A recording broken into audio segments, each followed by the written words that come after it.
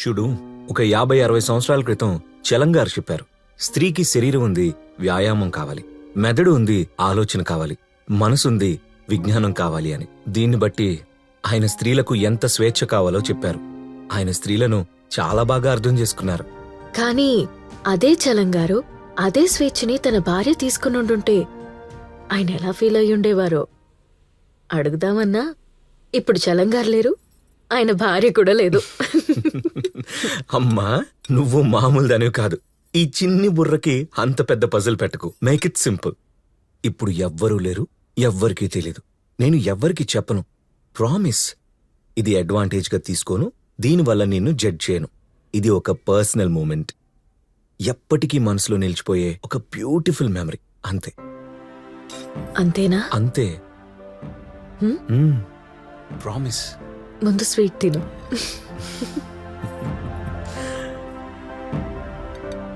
ముందు నువ్వు తిను.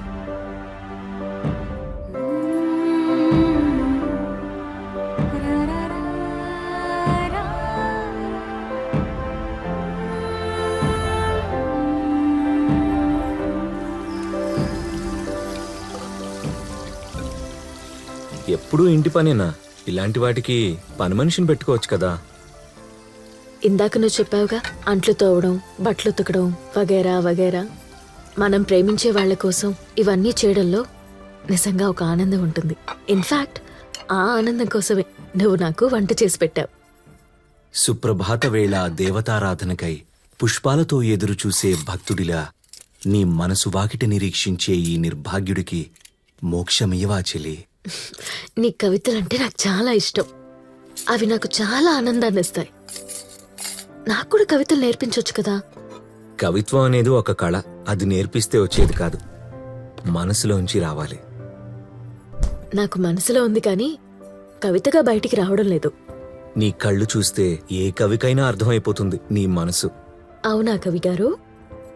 ఇప్పుడు నా మనసు ఏమంటుందో చెప్పండి.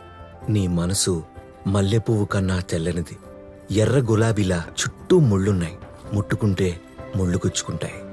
కానీ సుతిమెత్తని నీ శరీరం సుఖాన్ని కోరుకుంటుంది, సరసాలాడమంటుంది. అబ్బచ్చా! ఆకలిస్తే ఎవరినైనా అడుగుతాం, కానీ శరీరానికి కోరికలొస్తే ఎవరిని అడుగుతాం? కవిగారు ఏం చెప్పినా చివరాఖరికి శృంగారంతోనే ముడివేస్తారు. ఓకే, నీ మనసుకు నచ్చినవే మాట్లాడుకుందాం. సరే, నీకోసం ఐస్ క్రీమ్ తెస్తాను, తింటూ మాట్లాడుకుందాం.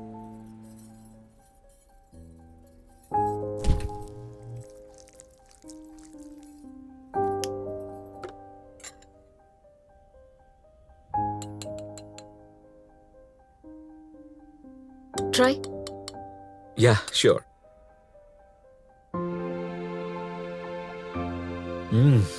ఐస్ క్రీమ్ చాలా బాగుంది.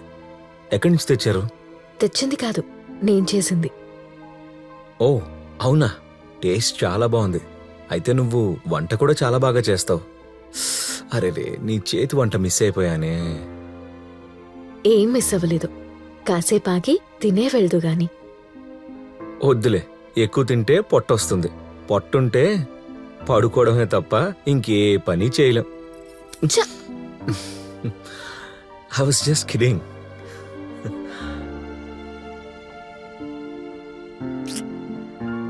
అబ్బా, నీ ఎంగిలే ఎంత తీయగా ఉంటే ఇంకా నీ లిప్స్ ఎంత తీయగా ఉంటాయో. Kiss me. రియలీ?